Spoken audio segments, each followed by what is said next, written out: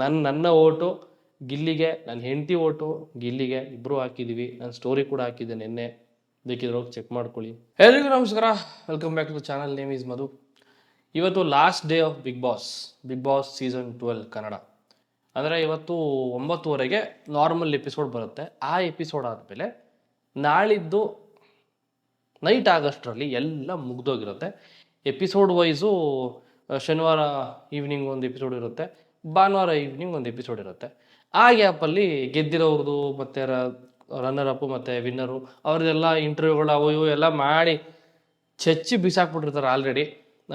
ಇಲ್ಲಿ ವಿಷಯ ಏನಪ್ಪ ಅಂತಂದರೆ, ಇವತ್ತು ನಾನು ಮಾತಾಡೋಕೆ ಹೊರಟಿರೋದು ಗಿಲ್ಲಿ ವರ್ಸಸ್ ಅಶ್ವಿನಿ. ಇಲ್ಲಿ ಯಾರು ಗೆಲ್ತಾರೆ ಅಂತ ಇವತ್ತಿಗೂ ಯಾರಿಗೂ ಗ್ಯಾರಂಟಿ ಇಲ್ಲ. ಯಾಕೆ ಅಂತಂದರೆ ಇನ್ನೂ 6 ಜನ ಇದ್ದಾರೆ. ರಘು, ರಕ್ಷಿತಾ, ಧನುಷ್, ಅಶ್ವಿನಿ, ಗಿಲ್ಲಿ ಆ್ಯಂಡ್ ಇನ್ನೊಬ್ರು ಯಾರಪ್ಪ ಮರ್ತೇ ಹೋಯ್ತು ನನಗೆ. ಓಕೆ, ಇದ್ದಾರೆ, ಒಂದು 5-6 ಜನ ಇದ್ದಾರೆ. ಎಲ್ಲರೂ ಅಂತಿರೋದು ಗಿಲ್ಲಿ ಗೆಲ್ಲಬೇಕು. ಯಾಕೆ? ಬಡವ್ರ ಮಕ್ಕಳು ಬೆಳಿಬೇಕು. ಬಡವ್ರ ಮಕ್ಕಳು ಮತ್ತು ಶ್ರೀಮಂತರ ಮಕ್ಕಳು ಅನ್ನೋದಕ್ಕಿಂತ ಇಲ್ಲಿ ತುಂಬಾ ಮುಖ್ಯ ಆಗುವಂಥದ್ದು ಟ್ಯಾಲೆಂಟ್. ಗಿಲ್ಲಿಗೆ ಟ್ಯಾಲೆಂಟ್ ಇದೆ. ನಿಂತಿದ್ದ ಜಾಗದಲ್ಲಿ ಯಾವುದೇ ಪೇಪರ್ನ ನೋಡಿಕೊಂಡು, ಸ್ಕ್ರಿಪ್ಟ್ನ ನೋಡಿಕೊಂಡು, ಯಾವುದೋ ಒಂದು ಡೈಲಾಗ್ ನೋಡ್ಕೊಂಡು ಹೇಳಿ ಬಂದು ನಗಿಸೋವಂಥದ್ದಲ್ಲ. ಸ್ಪಾಟಲ್ಲೇ ಅವ್ನು ಕ್ರಿಯೇಟ್ ಮಾಡಿಬಿಡ್ತಾರೆ. ಸ್ಪಾಟಲ್ಲೇ ಅಲ್ಲೇ ಹೇಳ್ತಾರೆ, ಅವ್ನು ಕಾಮಿಡಿ ಅಲ್ಲೇ ಮಾಡ್ತಾನೆ. ಅವನು ಈಸ್ ಎ ಜೋಕರ್ ಅಂತ ಹೇಳಿದ್ರು ಯಾರೋ. ಆ್ಯಂಡ್ ಒಂದು ಮಾತ್ರ ಹೇಳ್ತೀನಿ, ಜೋಕರ್ಗೆ ಮಾತ್ರನೇ ಆಟದ ದಿಕ್ಕನ್ನು ಯಾವಾಗ ಬೇಕಾದರೂ ಚೇಂಜ್ ಮಾಡುವಂಥ ತಾಕತ್ತಿರುತ್ತೆ. ಅಂಥ ತಾಕತ್ತು ಗಿಲ್ಲಿಗಿದೆ. ಅದನ್ನು ಬಿಗ್ ಬಾಸೇ ನನಗದು ಗಿಲ್ಲಿ ಸ್ಟೇಜ್ ಮೇಲೆ ಬಂದಾಗ, ಆಡಿಯನ್ಸ್ನ ಮೀಟ್ ಮಾಡಿದಾಗ ತುಂಬಾ ಖುಷಿಯಾಯಿತು. ಯಾವುದೇ ಸಮಯದಲ್ಲಾದರೂ ಆಟದ ದಿಕ್ಕನ್ನು ಬದಲಿಸುವಂತಹ ತಾಕತ್ತಿರೋರು ಗಿಲ್ಲಿ ಅಂತ ಹೇಳಿದಾಗ ಐ ವಾಸ್ ವೆರಿ ಹ್ಯಾಪಿ. ಬಡವ್ರ ಮಕ್ಕಳು ಬೆಳಿಬೇಕು ಅಥವಾ ಶ್ರೀಮಂತರ ಮಕ್ಕಳು ಬೆಳಿಬಾರ್ದು ಅನ್ನೋ ವಿಚಾರ ಇಲ್ಲಿಲ್ಲ. ಟ್ಯಾಲೆಂಟ್ ಗೆಲ್ಲಬೇಕು. ಅಗೈನ್ ಟ್ಯಾಲೆಂಟಿಗೆ ನಾವು ಬೆಲೆ ಕೊಡಬೇಕು. ಅವನಿಗೆ ಟ್ಯಾಲೆಂಟ್ ಇದೆ, ಎಫರ್ಟ್ ಹಾಕಿದ್ದಾನೆ, ವರ್ಷಾನುಗಟ್ಲೆಯಿಂದ ಅವನು ಕಷ್ಟಪಟ್ಟಿದ್ದಾನೆ.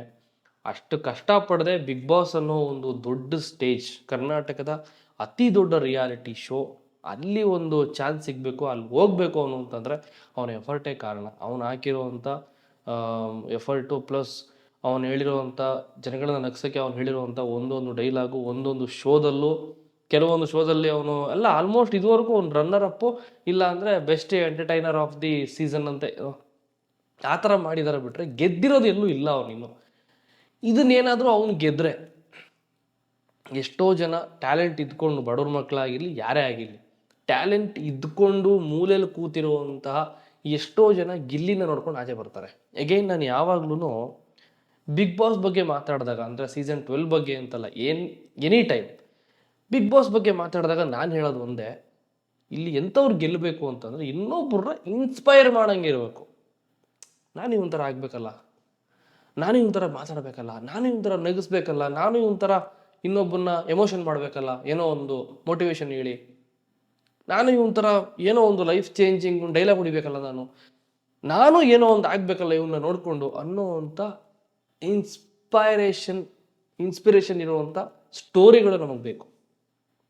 ಇದು ಸಮಾಜದ ದಿಕ್ಕನ್ನು ಬದಲಿಸೋ ಥರ ಆಗಬೇಕೇ ಹೊರತು ಯಾರೋ ದುಡ್ಡಿರೋರು ಗೆದ್ದರು ಅಥವಾ ಅಶ್ವಿನಿ ಗೌಡ ಅವರು, ಈಗ for an example Ashwini versus Gilli ಅಂತಲೇ ಎಲ್ಲ ಹೊರಗಡೆ ನಡೀತಿರೋದು. ಬೇರೆ ಸ್ಪರ್ಧೆಗಳನ್ನ ಲೆಕ್ಕಕ್ಕೆ ಇಟ್ಕೊಂಡಿಲ್ಲ ಅಷ್ಟೊಂದು. ಫಾರ್ ಅನ್ ಎಕ್ಸಾಂಪಲ್ ಈಗ ರಘು ಅವ್ರನ್ನ ಯಾರು ಅಂದರೆ, ಈಗ ಬೆಳಿಗ್ಗೆ ಒಂದು ರೀಲ್ ನೋಡಿದೆ ನಾನು, ರಘು ಅವ್ರಿಗೆ ವಿಶ್ ಮಾಡಿ ದೊಡ್ಡ ದೊಡ್ಡ ಸೆಲೆಬ್ರಿಟಿಗಳು ವಿಶ್ ಮಾಡಿದ್ದಾರೆ, ಗೆಲ್ಲಬೇಕು, ವೋಟ್ ಮಾಡಿ, ಸಪೋರ್ಟ್ ಮಾಡಿ ಅಂತ.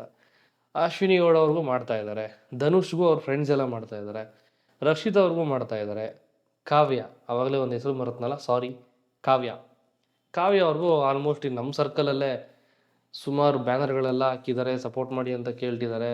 ಇನ್ಫ್ಯಾಕ್ಟ್ ಕಾವ್ಯ ಅವ್ರ ಮನೆ ಇರೋದು ನಮ್ಮ ರೋಡಲ್ಲೇ. ನನಗೊಂದು ಐ ಥಿಂಕ್ ಒಂದು 500 ಮೀಟ್ರ್ ಕೂಡ ಆಗಲ್ಲ ಕಾವ್ಯ ಅವ್ರ ಮನೆ, ಇಲ್ಲೇ ಇರೋದು. ನಮಗೆ ತುಂಬ ಹತ್ರ ಇರೋರನ್ನ ಗೆಲ್ಲಿಸ್ಬೇಕು ಅಂತ ನಾನು ಹೇಳ್ತಾ ಇಲ್ಲ. ಟ್ಯಾಲೆಂಟ್, ಗಿಲ್ಲಿ ಮನೆಗೆ ಹೋಗೋಕ್ಕೆ, ಗಿಲ್ಲಿಯವ್ರ ಅಮ್ಮನ ಜೊತೆ ಒಂದು ವಿಡಿಯೋ ಮಾಡಿದೆ ಗೊತ್ತಾ, ಅವ್ರ ಮನೆಗೆ ಹೋಗ್ಬಿಟ್ಟು ಅವ್ರ ಮನೆ ತೋರಿಸ್ಬಿಟ್ಟು, ನನಗೇನಿಲ್ಲ ಅನ್ನೋ ಒಂದು 70-80 ಕಿಲೋಮೀಟ್ರ್ ಆಗುತ್ತೆ.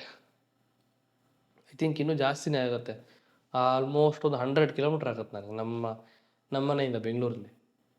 ಗಿಲ್ಲಿ ಗೆಲ್ಲಬೇಕು ಅಂತ ನಾನು ಹೇಳ್ತೀನಿ. ಅಶ್ವಿನಿ ಗೆದ್ದರೆ ಎಗೈನ್ ಅಲ್ಲೂ ಯಾರೂ ಒಪ್ಕೊಳ್ಳಲ್ಲ. ನಾನು ಆಗಲೇ ಹೇಳಿದ್ನಲ್ಲ, ಎಂಟರ್ಟೈನ್ ಮಾಡಬೇಕು, ಜನಗಳನ್ನ ನಗಿಸ್ಬೇಕು, ನಾನು ಏನೋ ಡೈಲಾಗ್ ಹೇಳ್ಬೇಕು ಅಂದರೆ ಇನ್ಸ್ಪಿರೇಷನ್ ಬಂದ್ಬಿಟ್ಟು ಕೆಟ್ಟದ್ದನ್ನು ಇನ್ಫ್ಲೂಯೆನ್ಸ್ ಮಾಡಬಾರ್ದು. ಈಗ ಅಶ್ವಿನಿ ಗೌಡ ಅವ್ರಿಗೆ ಇದ್ದರೆ ತಗೊಳಪ್ಪ, ಈಗ ಕೆಟ್ಟ ಮಾತಾಡಿದ್ರೆ ಹೋಗಲೇ ಬಾರಲೆ, ಹೋಗಲೋ ಬಾರಲೋ ಮರ್ಯಾದಿನೇ ಕೊಡದೆ ಮಾತಾಡೋರನ್ನ, ಅಥವಾ ಮುಚ್ಚೆಲೆ ನಿಂದು, ಮುಚ್ಚು, ಮುಚ್ಚೆ ನೀನು ಮುಚ್ಚೆ, ಈ ಥರದ ಪದಗಳನ್ನ ಯೂಸ್ ಮಾಡಿದ್ರೆ ನಾವು ಬಿಗ್ ಬಾಸ್ಗೆ ಹೋಗ್ಬೋದು, ನಾವು ಬೆಳಿಬೋದು ಅನ್ನೋ ನೆಗೆಟಿವ್ ಥಾಟ್ಸ್ನ ಜನ ಇನ್ಫ್ಲೂಯೆನ್ಸ್ ಮಾಡ್ಕೋತಾರೆ. ನಿಮಗೆ ಗೊತ್ತು 18 ನಿಮಿಷದ ವಿಡಿಯೋ ಲೀಕ್ ಆಗಿ ಯಾರು ಫೇಮಸ್ ಆದರು ಅಂತ. ನಮ್ಮದು ಒಂದು 10-15 ನಿಮಿಷದ ವಿಡಿಯೋ ಲೀಕ್ ಆಗಿಬಿಟ್ರೆ ನಾವು ಫೇಮಸ್ ಆಗ್ತೀವಿ ಅನ್ನೋವಂಥ ಮೈಂಡ್ಸೆಟ್ ಅದಾದಮೇಲೆ ತುಂಬ ಜನಕ್ಕೆ ಬಂತು. ಅದೇ ದಾರಿಯಲ್ಲೇ ಹೋದ್ರು ಸುಮಾರು ಜನ ಇನ್ಫ್ಲೂಯೆನ್ಸರ್ಸ್ ನಮ್ಮ ಕನ್ನಡದಲ್ಲಿ ಇದ್ದಾರೆ. ಸೊ ಈ ಥರದ ಕೆಟ್ಟ ಬೆಳವಣಿಗೆ ಆಗೋದಕ್ಕಿಂತ ಕಾಮಿಡಿ ವೇ ಆ್ಯಂಡ್ ಒಬ್ಬರನ್ನ ನಗಿಸೋವಂಥದ್ದು, ಅಥವಾ ಅಗೈನ್ ಇನ್ಸ್ಪಿರೇಷನ್. ಸೀಸನ್ 7ನಲ್ಲಿ ಶೈನ್ ಶೆಟ್ಟಿ ಅವ್ರು ಗೆದ್ದಾಗಲೂ ನಾನು ಇದೇ ಮಾತು ಹೇಳಿದ್ದೆ, ಗೆದ್ದರೆ ಇಂಥವ್ರು ಗೆಲ್ಲಬೇಕು. ಯಾಕೆಂತಂದರೆ ಸೀರಿಯಲ್ ಮಾಡಿಕೊಂಡು ದೊಡ್ಡ ಫೇಮಲ್ಲಿದ್ದರು ಶೈನ್ ಶೆಟ್ಟಿ ಅವರು, ಎಲ್ಲೋ ಒಂದು ಕಡೆ ಡೌನ್ಫಾಲ್ ಆಗ್ತಾರೆ ಲೈಫಲ್ಲಿ. ಅದಾದಮೇಲೆ ಅವ್ರನ್ನ ಸಿನಿಮಾಗೂ ಸೇರಿಸ್ಕೊಳ್ತಿರ್ಲಿಲ್ಲ, ಸೀರಿಯಲ್ಸ್ಗೂ ಅವ್ರನ್ನ ಸೇರಿಸ್ಕೊಳ್ತಾ ಇರಲಿಲ್ಲ. ಅದಾದಮೇಲೆ ಅವರು ಬಿಗ್ ಬಾಸ್ಗೆ ಬಂದು ತಮ್ಮ ಎಲ್ಲ ಕಷ್ಟಗಳನ್ನ ಹೇಳ್ಕೊಂಡ್ರು. ಅದಾದಮೇಲೆ ನಾನು ಪ್ಲಸ್ ಸಾಕಷ್ಟು ಯೂಟ್ಯೂಬರ್ಸ್ ಅವ್ರ ತಾಯಿ, ಅಂದರೆ ಫುಡ್ ಟ್ರಕ್ ನಡೆಸ್ತಾ ಇದ್ರಲ್ಲ ಅವ್ರ ತಾಯಿ, ಅಲ್ಲಿಗೆ ಹೋಗ್ಬಿಟ್ಟು ಅವ್ರ ತಾಯಿ ಜೊತೆ ಮಾತಾಡಿ ನಾನು ಒಂದು ವಿಡಿಯೋ ಮಾಡಿದ್ದೆ. ಸಾಕಷ್ಟು ಜನ ವಿಡಿಯೋ ಮಾಡಿದರು. ಶೈನ್ ಶೆಟ್ಟಿ ಅವ್ರಿಗೆ ಸರಿ ಗೆಲ್ಲಬೇಕು, ಸಪೋರ್ಟ್ ಮಾಡಿ ಅಂತ ಕೇಳ್ಕೊಂಡ್ರು. ಅಲ್ಲಿಂದ ಹಂಗೆ ಹೋಗಿ ಹೋಗಿ ಹೋಗಿ ಹೋಗಿ ಶೈನ್ ಶೆಟ್ಟಿ ಅವ್ರು ಗೆದ್ದರು. ಅವ್ರು ನೋಡ್ಕೊಂಡು ಇನ್ನೊಂದು 4 ಜನ ಫುಡ್ ಟ್ರಕ್ ಹಾಕ್ಕೊಂಡು ಜೀವನ ಕಟ್ಕೊಂಡ್ರು. ಈ ಥರದ ಸ್ಟೋರಿಗಳು ಬೇಕು ಅಂತ ಹೇಳ್ತಾ ಇದ್ದೀನಿ. ಯಾರನ್ನೋ ಬೈಯೋದು, ಆ್ಯಟಿಟ್ಯೂಡ್ ತೋರಿಸೋದು, ಈಗೋ ಮೇಂಟೈನ್ ಮಾಡೋದು, ಇದನ್ನೇ ಕಲಿಸ್ಬಾರ್ದು Bigg Boss team. Bigg Boss team ಬಂದ್ಬಿಟ್ಟು ನೆಗೆಟಿವಿಟಿ, ಆಮೇಲೆ ಕೆಟ್ಟ ಮಾತುಗಳಾಡಿದವರು, ಆಮೇಲೆ ಗೆಜ್ಜೆ ಅಲ್ಲಾಡಿಸಿ ಇನ್ನೊಬ್ಬನ್ನ ಜೋಕರ್ನಾಗಿ ಮಾಡ್ತೀನಿ, ಅವ್ರನ್ನ ಇಟ್ಕೊಂಡು ನಾನು ಬೆಳೆ ಬೇಯಿಸ್ಕೊತೀನಿ ಅನ್ನೋವಂಥ ಮೈಂಡ್ಸೆಟ್ ಇರೋವಂಥವ್ರನ್ನ ಗೆಲ್ಸಿದ್ರೆ ಬಿಗ್ ಬಾಸ್ಗಂತೂ ಒಳ್ಳೆ ಹೆಸರು ಬರಲ್ಲ.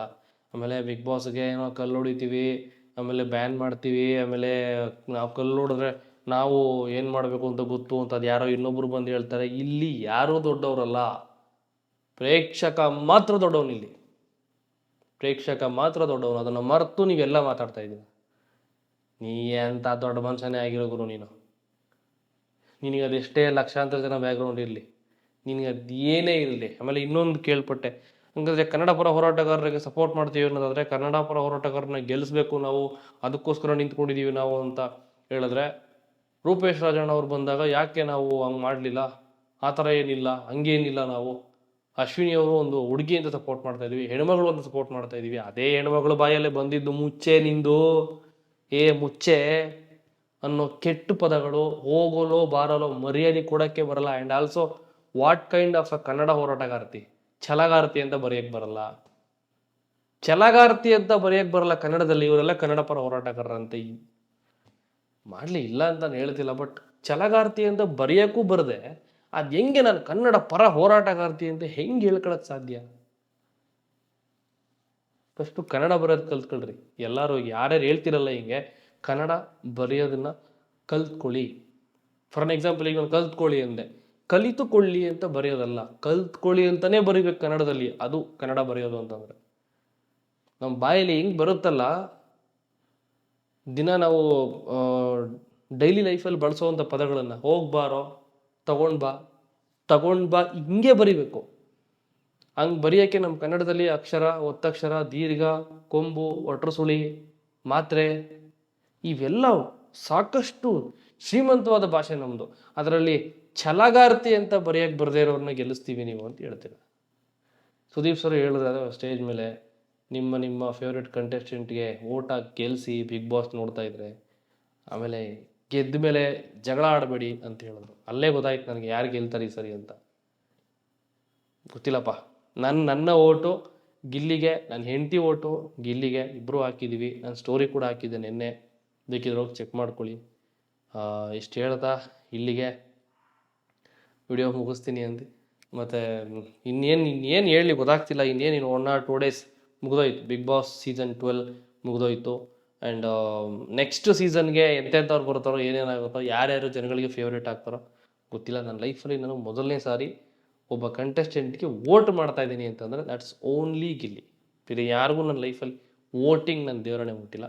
ಒಳ್ಳೇದಾಗಲಿ ಗಿಲಿ, ಬಡವ್ರ ಮಕ್ಕಳು ಬೆಳಿಬೇಕು ಅನ್ನೋ ಒಂದೇ ಒಂದು ಉದ್ದೇಶ ಅಷ್ಟೇ. ನಾನು ಹೇಳ್ತಿರೋದಿಷ್ಟು. All the best, all the best, all the very best Gilli. Cup ನಿಂದೇ ಆಗಲಿ, ನೀನೇ ಎತ್ಕೊಂಡು ಹೋಗ್ಬೇಕು ಕಪ್ಪನ್ನ, ಅದನ್ನು ನಾನು ನೋಡಬೇಕು. ಓಕೆನಾ? ನಿಮ್ಮ ತಾಯಿ ಮುಖದಲ್ಲಿ ಖುಷಿ ನೋಡಬೇಕು. ನಿಮ್ಮ ತಾಯಿ ಮುಖದಲ್ಲಿ ಖುಷಿ ನೋಡಿದ್ರೆ ನಮ್ಮಮ್ಮನ ಮುಖದಲ್ಲಿ ಖುಷಿ ನೋಡಿದಷ್ಟೇ ನನಗೆ ಖುಷಿ ಆಗುತ್ತೆ ಅಂತ ಹೇಳ್ತಾ ಇಲ್ಲ ಈ ವಿಡಿಯೋ ಮುಗಿಸ್ತೀನಿ. ಆ್ಯಂಡ್ ಅಗೈನ್ ವೀಕೆಂಡ್ ಬಂದೇ ಬಿಡ್ತು, ಸೀಸನ್ ಮುಕ್ತಾಯ ಆಗೇ ಹೋಯಿತು. ಇರಲಿ, ಒಳ್ಳೇದಾಗಲಿ, ಮತ್ತೆ ಸಿಗ್ತೀನಿ. ಬಾಯ್, ಟೇಕ್ ಕೇರ್.